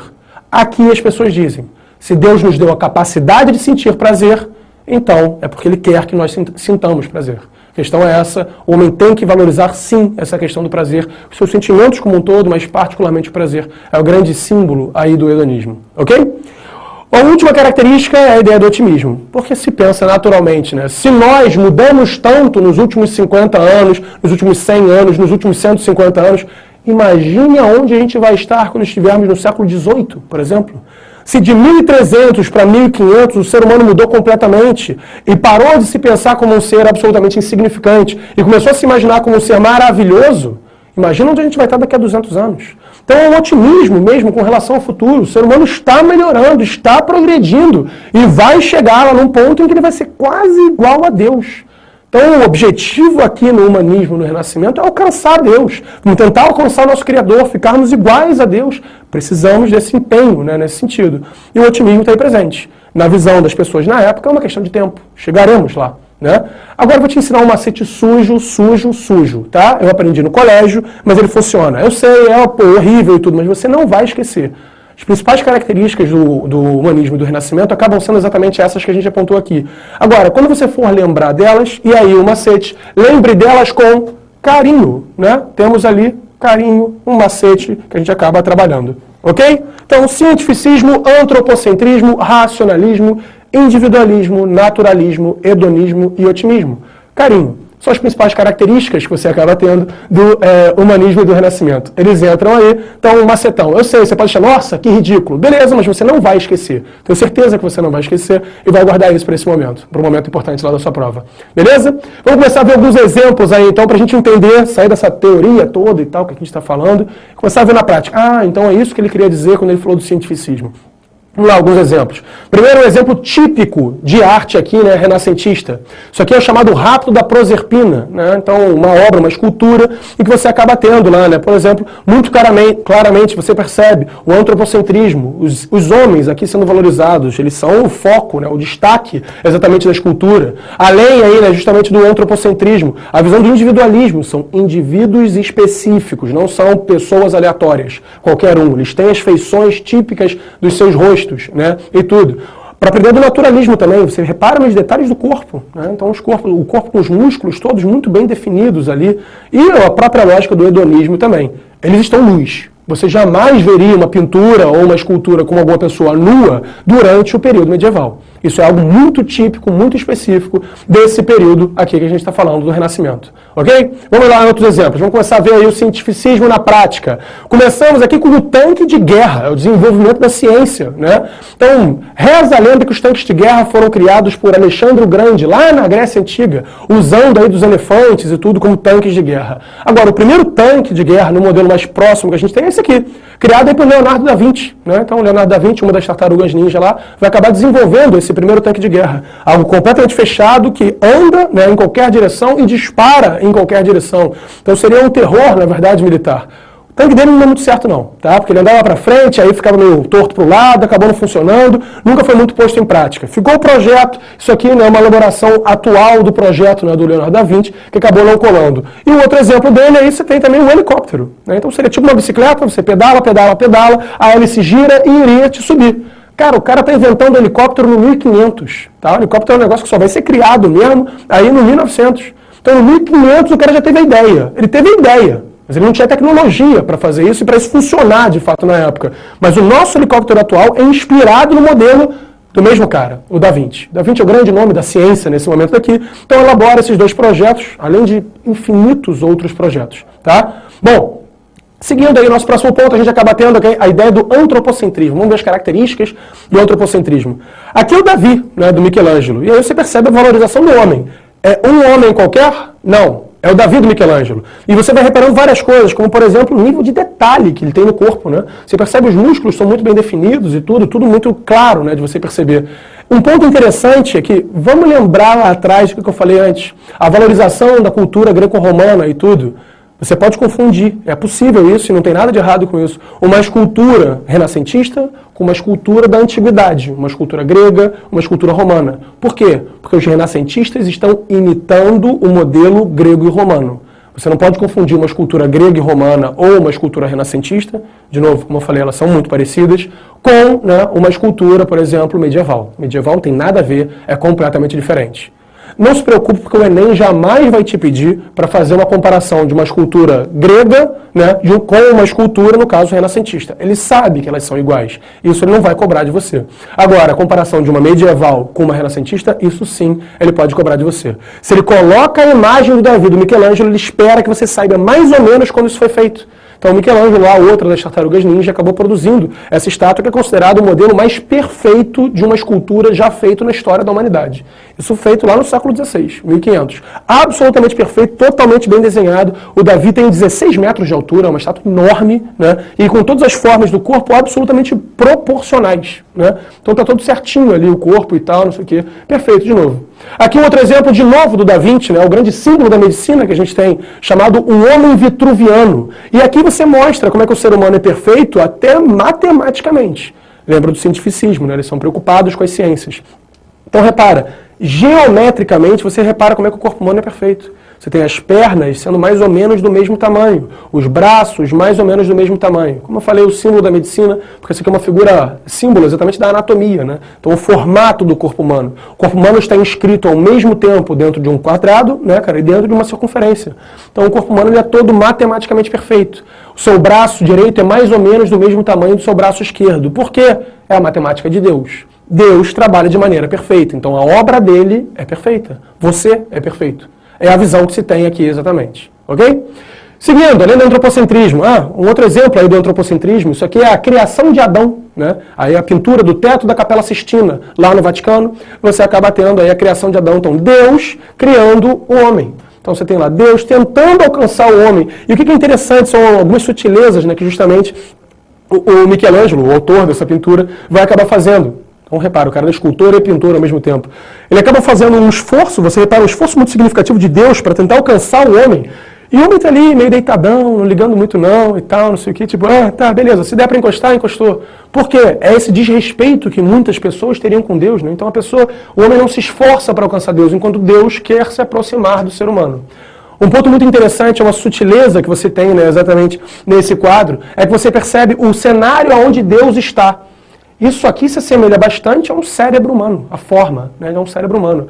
Se diz que Michelangelo fez isso intencionalmente e Deus representaria a razão. Afinal, foi ele quem nos deu a razão. Então, a forma máxima, na verdade, de você, ser humano, se sentir próximo a Deus é utilizando a sua razão, raciocinando, ao invés de você simplesmente acreditar que as coisas são de certa maneira porque Deus quis. Isso, na visão dos humanistas, dos renascentistas, seria ofensivo a Deus. O que Deus quer é que você use os dons que Ele te deu, que você raciocine. Por isso, Deus representado como um cérebro, Deus representado como a razão humana. Ok? Bom, seguindo aí, o próximo exemplo é o individualismo. Isso está muito presente na obra mais famosa, exatamente desse período, a Mona Lisa. Né? Repare, não é mulher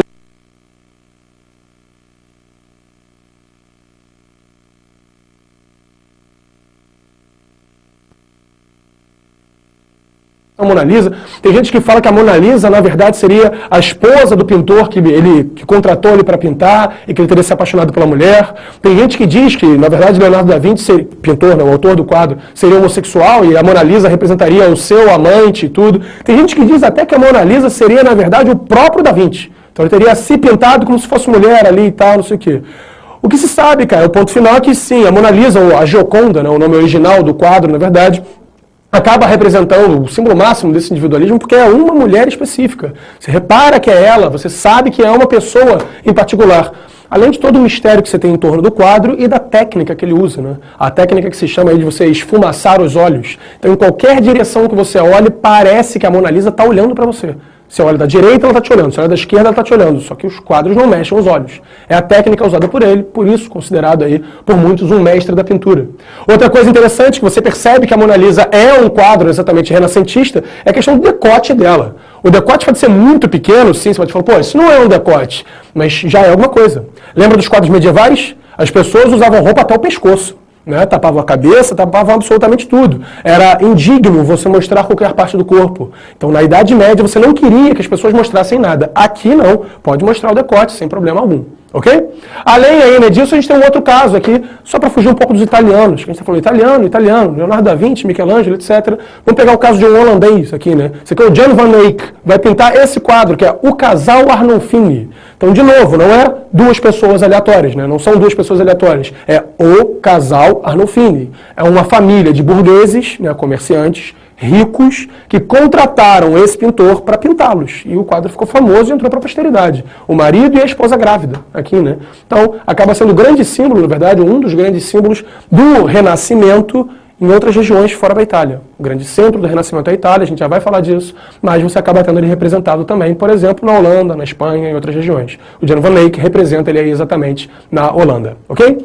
Seguindo aí, vamos ao naturalismo, né? Então a valorização da natureza. E quem faz, no caso aqui, os esquemas, exatamente os desenhos aí da anatomia e o desenvolvimento do corpo humano e tudo, é o mesmo de sempre, o Da Vinci. Então o Da Vinci é aquele cara que é menino prodígio, sabe? Na boa, não sei quanto a vocês, mas eu odeio criança prodígio. Que, pô, é ótima em tudo e faz qualquer coisa, é uma maravilha. Eu odeio criança prodígio porque você olha pra ela, olha pra você e pensa, pô, eu não fiz nada na minha vida, eu sou um vagabundo.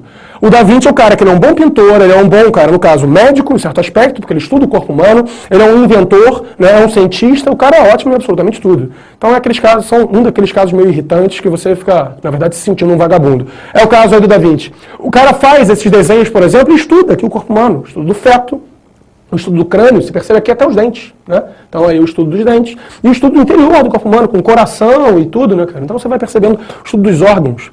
Isso é particularmente interessante se você for percebendo algumas coisas. Qual é a história da medicina? A medicina teve um desenvolvimento, né, surge oficialmente como ciência lá na Antiguidade, né, lá na Grécia, na verdade. Tanto é que quando você faz uma faculdade de medicina e se forma, você faz o juramento de Hipócrates. Hipócrates seria o pai da medicina, grego e tudo. Agora, depois da Grécia Antiga, a medicina não vai mudar muita coisa, não. E o tempo vai passando. Você chega ali em Roma, chega ali na Idade Média e não muda muita coisa. O que vai acontecer? Que você vai demorar mais ou menos da Grécia Antiga até 1500 para ter um desenvolvimento significativo. E o desenvolvimento significativo aqui com o Renascimento se dá com o avanço da anatomia.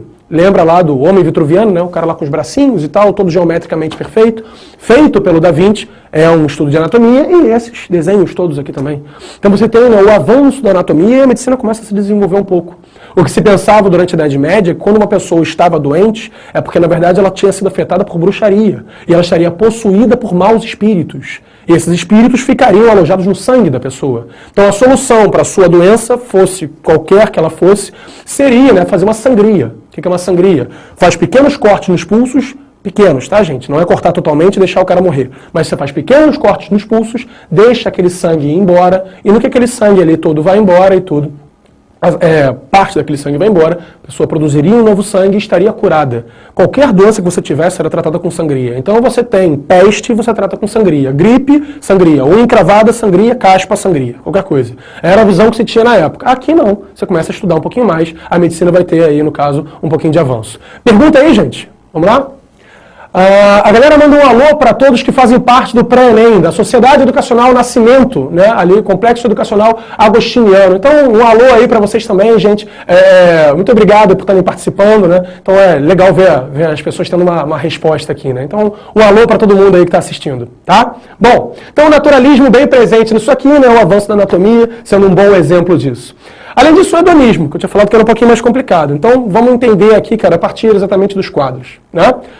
Primeiro deles, você percebe aí que o negócio já está um pouco diferente. Tu nunca vai olhar um quadro desse e falar, isso é medieval, olha lá a religião, como é que está presente. Não está, né? Então você vê que há religiosidade na época?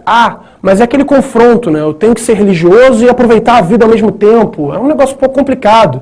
Então essa época renascentista é muito caracterizada por isso. Eu tenho que ser religioso, mas eu tenho que aproveitar o que Deus me deu. E Deus me deu a capacidade de sentir prazer. E aí você vê lá as pessoas peladas e tudo, misturadas com os anjos, aí os beijos e tudo, coisas que você jamais veria, né, num quadro, né, como eu falei, medieval.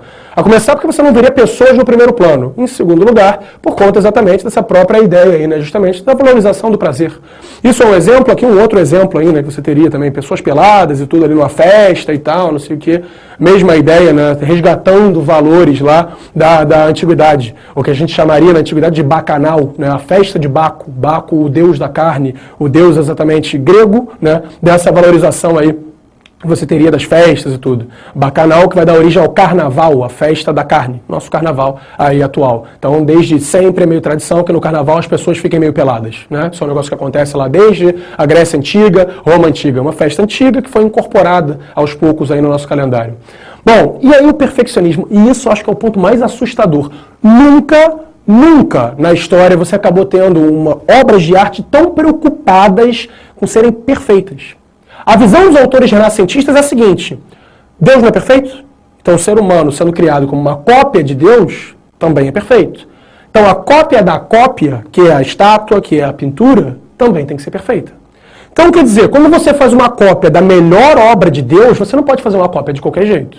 Você tem que fazer uma cópia que faça jus a esse ser humano. Uma cópia que seja absolutamente perfeita. Anatomicamente, né, fisicamente, totalmente perfeita. Sem essa preocupação. Em alguns momentos chega a ser um negócio até um pouco doentio. Eu vou mostrar aqui alguns casos que, são realmente assustadores. O nível de trabalho que isso acabava dando, né, nos seus escultores, principalmente, né, e alguns pintores também.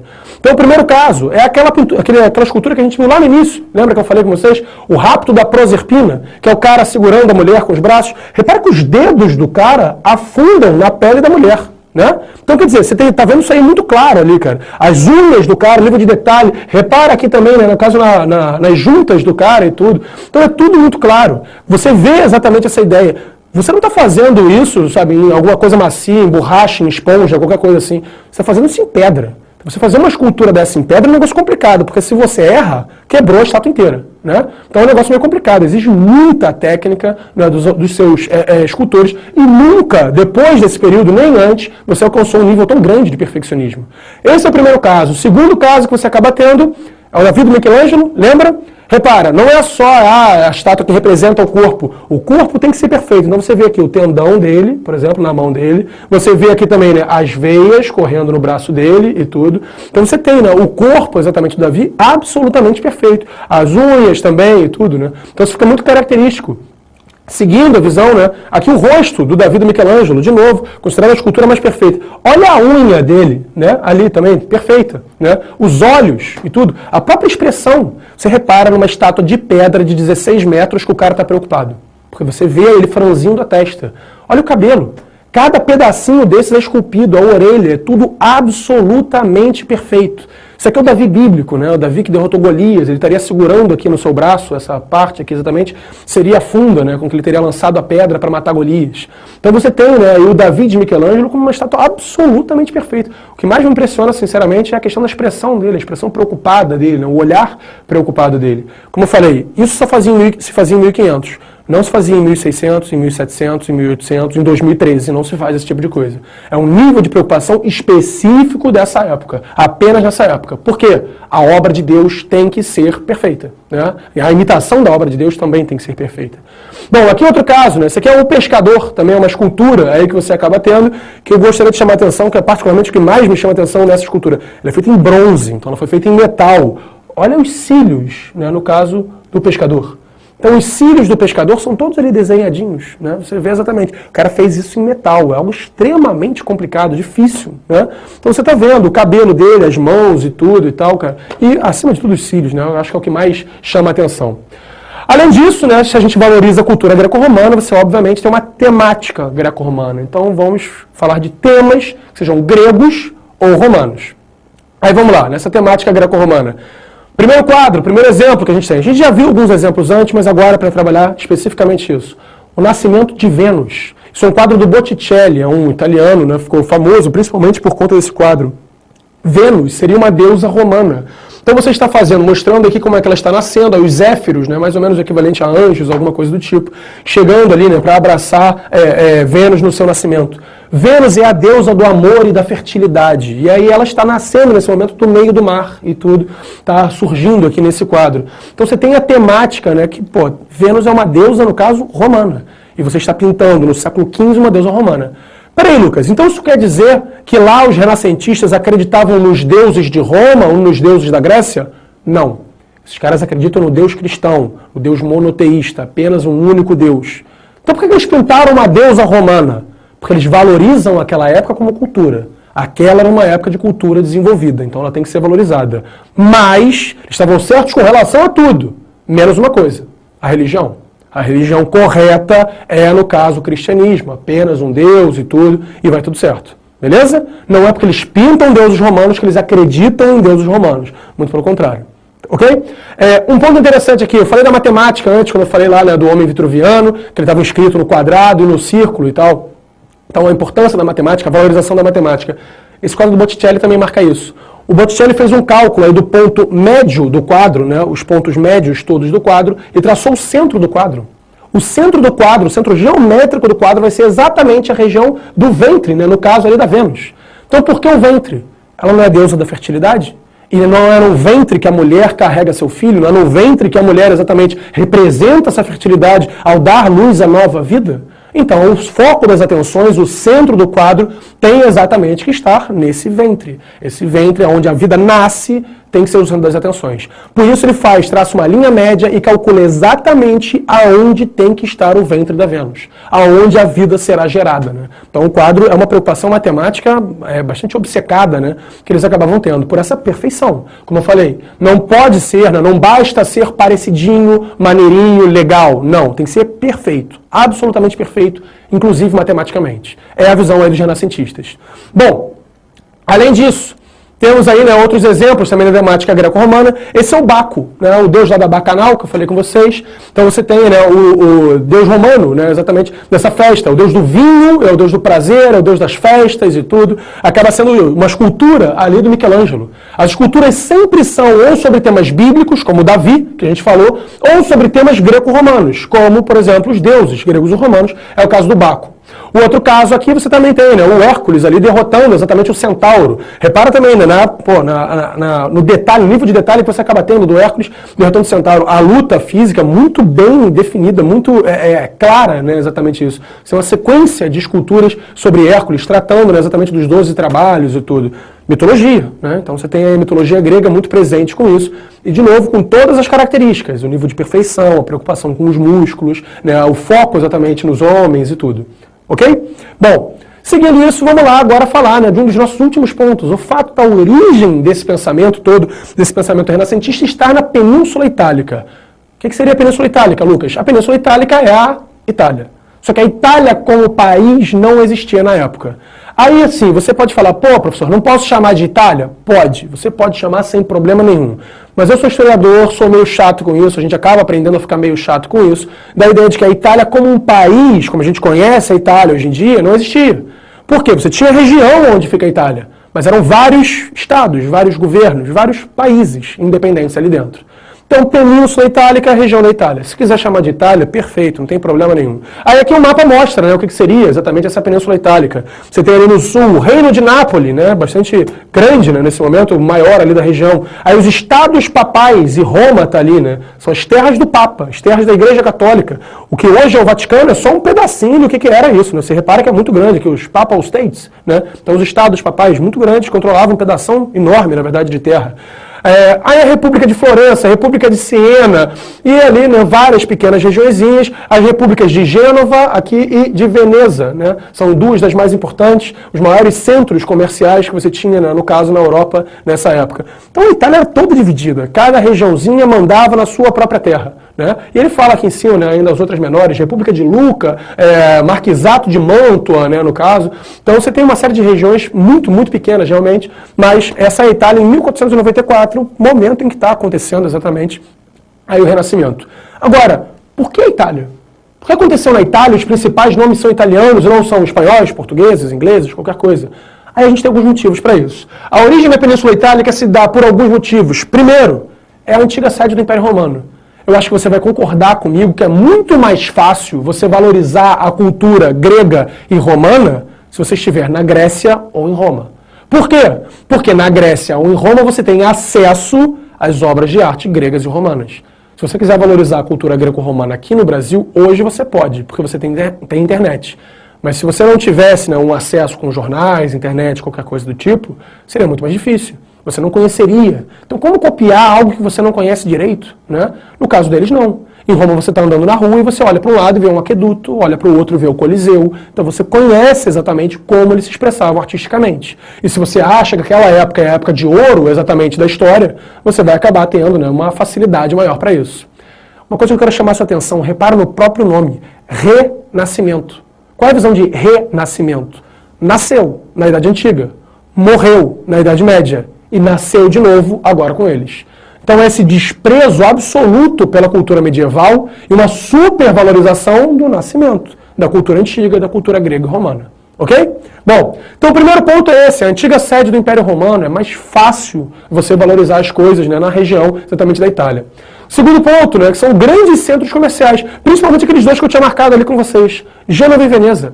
Gênova e Veneza são as duas regiões, os dois principais portos comerciais do mundo nesse momento.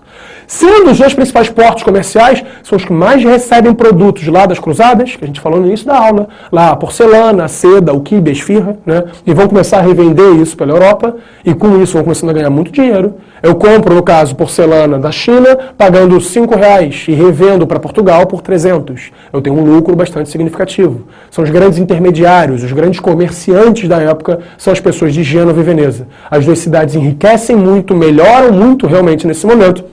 E o que vai acabar acontecendo é que com muito dinheiro, grandes centros comerciais, você acaba tendo aí, né, a ideia do surgimento, de um mercado de arte. Tá? Então, qual é a ideia de um mercado de arte? Você tem um mercado forte, na verdade, com relação à arte lá. Se compra e se vende muita arte aqui na região da Itália, em Gênova e Veneza.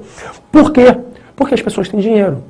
Você há de convir comigo que é muito mais comum você ter um mercado de arte numa região muito rica do que numa região muito pobre.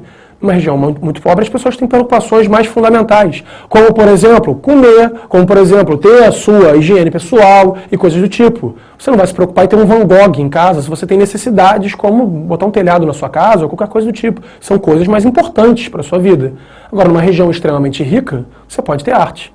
Até porque arte é sinônimo de prestígio.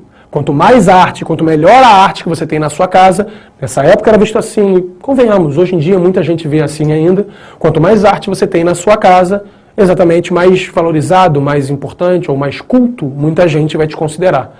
Então, sendo regiões ricas, tem muita gente disposta a comprar e vender arte. Tem pergunta aí, gente? Vamos lá? Da Sociedade Educacional Nascimento. Vamos lá. Dentro do humanismo, em resumo, o que existe é uma contradição entre Deus e o homem? Não, uma contradição não, na verdade não. Eu diria que é uma complementariedade, tá? Então qual é a questão? Deus é intocável, Deus é perfeito, tá lá em cima, tá? Perfeito, ninguém toca nele, todo mundo confia que Deus é absolutamente perfeito. Agora, o homem é a imitação desse Deus. E como a imitação, ele é quase igual, mas não é igual. Ele não é tão perfeito, mas ele é quase perfeito. Tá? A visão é essa. Não é contradição. Deus está no topo, você não toca. É aquela ideia que eu falei antes. Você não muda a visão de Deus. Deus é absolutamente perfeito. Mas o homem está tentando alcançar. Está chegando ali para tentar alcançar. Afinal, está na Bíblia. O homem é criado à imagem e semelhança de Deus. Então, o homem é essa cópia de Deus. Né? A gente tem alcançar o Criador, tentar alcançar o Criador, ainda que nunca consiga. né? É a visão que se tem aqui no Renascimento. Não é uma contradição, né? O homem é a mais perfeita criação de Deus e deve tentar alcançá-lo, exatamente. A visão acaba sendo essa, ok? Bom, então o primeiro ponto, né, do fato de serem grandes centros comerciais é que você tem um mercado de arte forte. E o segundo ponto é que você começa a ter a prática do mecenato. E o que é o mecenato? E aqui eu tenho que explicar um negócio com calma para vocês. Talvez você já tenha ouvido a expressão de que fulaninho é um mecenas. O que é um mecenas? É um amigo das artes. Para você saber, Mecenas era um ministro lá no Império Romano, do imperador Otávio Augusto. Tá, e o que isso importa? A expressão mecenas começou a ser usada no Império Romano e posteriormente aqui, nessa época do Renascimento, para falar daquelas pessoas que ajudavam as artes a se desenvolver. São os patrocinadores. Então é um patrocinador de arte. Qual é a questão? Apenas na Península Itálica você tem a prática do mecenato. O que é a prática do mecenato? A prática do mecenato se dá quando uma pessoa, normalmente um burguês, tá, começa a pegar um trabalhador qualquer e começa a bancar esse cara. E vai bancando ele, vai bancando ele, vai bancando ele. Para quê? Para que ele produza obras de arte. No que o cara vai produzindo essas obras de arte, o patrocinador, o que está bancando ele, vai ter direito a essas obras de arte. E se o cara for um bom pintor, você tem uma infinidade de obras maravilhosas na sua casa. Você tem o prestígio lá da questão do mercado de arte. É a mesma coisa que você está comprando, mais ou menos, de uma jovem promessa, de um talento que ainda não foi descoberto. Vai sair muito mais barato do que você comprar já de um Michelangelo ou de um Da Vinci da vida. Todos os principais nomes, né, do Renascimento acabaram passando, né, a grande maioria, na verdade, todos é um exagero, mas a grande maioria acabaram passando por um mecenato. Alguém que pagasse suas contas, alguém que sustentasse essa pessoa para que ela pudesse passar a vida inteira apenas se dedicando às artes. Vou te dar um exemplo. Digamos que você é filho de um padeiro e você fez algum desenho ali que o pessoal gostou muito, achou muito interessante, lá em Portugal. As pessoas vão olhar esse seu desenho e falam, nossa, que bonito, que legal, você tem um talento natural para isso. E ficou por isso. E você continua trabalhando com seu pai, e você vai virar padeiro no lugar do seu pai, e você vai morrer como padeiro. Agora, digamos que você, ao invés de viver em Portugal, com a mesma história, você vive em Veneza. E aí as pessoas vão olhar o seu desenho e vão falar, nossa, que desenho legal, você tem um talento, você deveria investir nisso. O que acontece é que nisso que você deveria investir nisso, você começa a ter alguém que olha e fala, eu acredito em você. Eu acho que você é um diamante bruto, e sendo um diamante bruto, eu posso bancá-lo. Eu começo a te sustentar. No que eu começar a te sustentar, você vai pintando. E vai pintando, e vai aprendendo. Eu vou pagar cursos para você, e você vai melhorando, e vai melhorando, e vai melhorando. E tudo aquilo que você pintar será meu. E depois eu faço o que eu quiser. Eu posso revender e ganhar fortuna com isso. Ou eu posso manter para mim e me tornar uma pessoa importante, reconhecida, porque tenho muitas obras de arte em casa, etc. Então o mecenato é essa prática do patrocínio de obras de arte por parte de pessoas com mais dinheiro. Pessoas com mais dinheiro, então, Lucas, são apenas os burgueses? Apenas os comerciantes? Não. Em muitos casos são os burgueses buscando um certo reconhecimento, um prestígio na sociedade. O comércio era muito mal visto, então muita gente olhava para o comerciante e falava, esse é um comerciante. Um comerciante é uma pessoa que não tem valor algum na nossa sociedade. Os importantes são os nobres, né? A visão era essa. Então o comerciante, ao ter obras de arte, melhorava um pouco o seu quadro. Ele é só um comerciante, mas é um amigo das artes, é uma pessoa culta, é uma pessoa valorizada. Ok.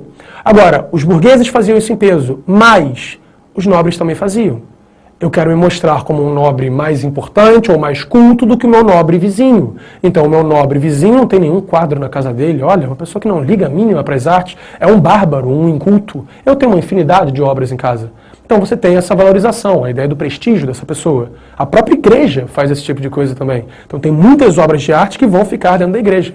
Um exemplo que a gente tem é a imagem da Pietà, por exemplo, do Michelangelo, está dentro do Vaticano. Então é a imagem de Maria segurando o corpo de Cristo, né, e tudo, também perfeita nos moldes das estátuas do Michelangelo. A gente viu aqui o Davi e tudo, e está lá dentro da igreja. Então a igreja patrocina também as obras de arte. Ok? Bom, então o mecenato é essa prática do patrocínio. São as duas questões. Por que a Itália? Porque, é mais fácil você fazer num lugar em que você tem, né, no caso, o exemplo do seu lado, do que seria o Império Romano, do que os romanos, do que seria a arte romana. E dois, porque sendo regiões ricas, grandes centros comerciais, você vai acabar tendo tanto a ideia de um mercado de arte desenvolvido, quanto a prática do mecenato. São práticas comuns que vão se desenvolver nessas áreas.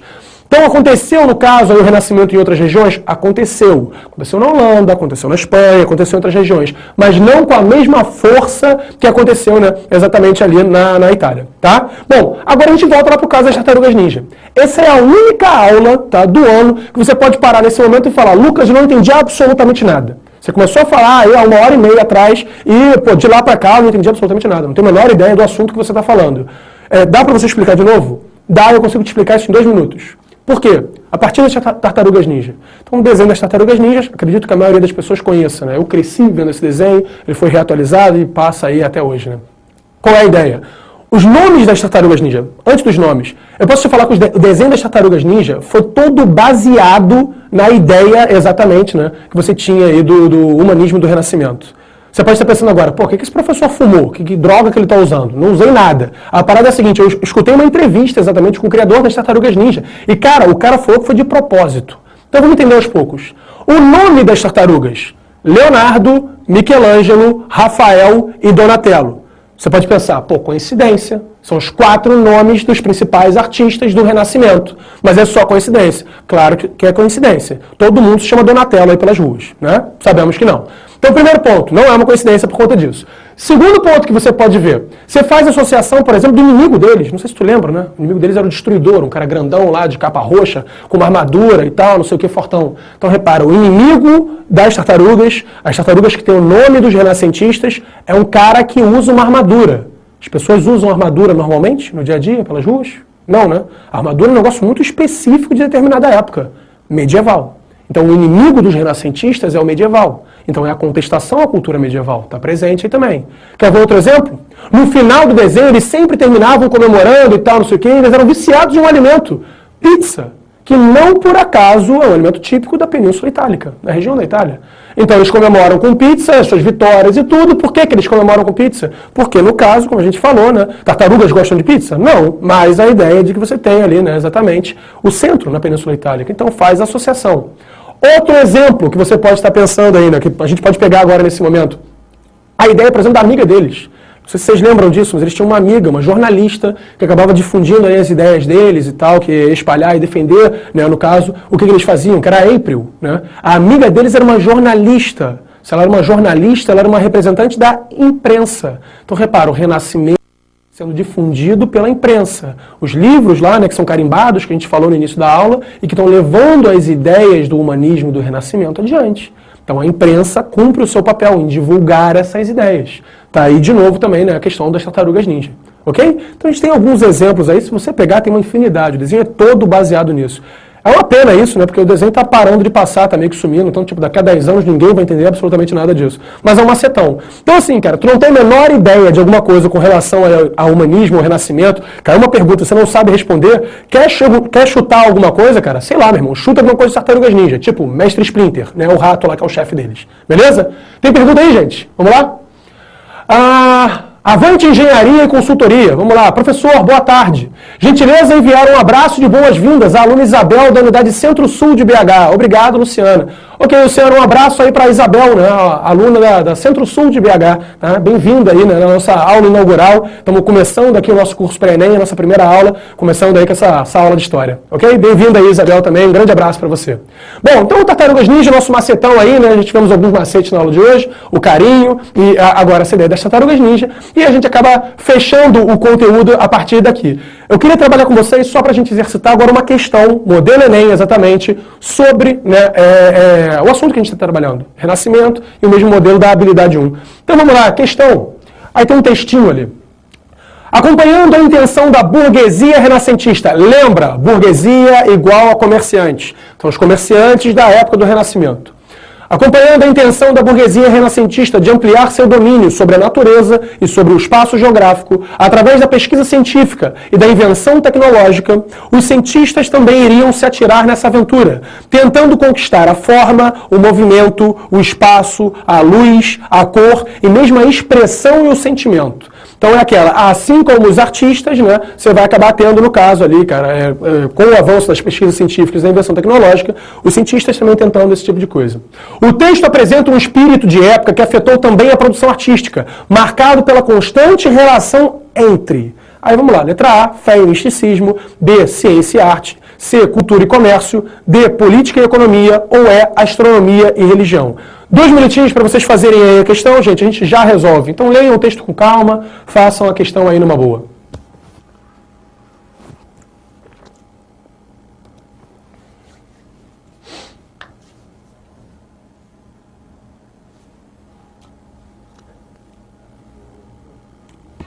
Bom estudo e até a próxima aula!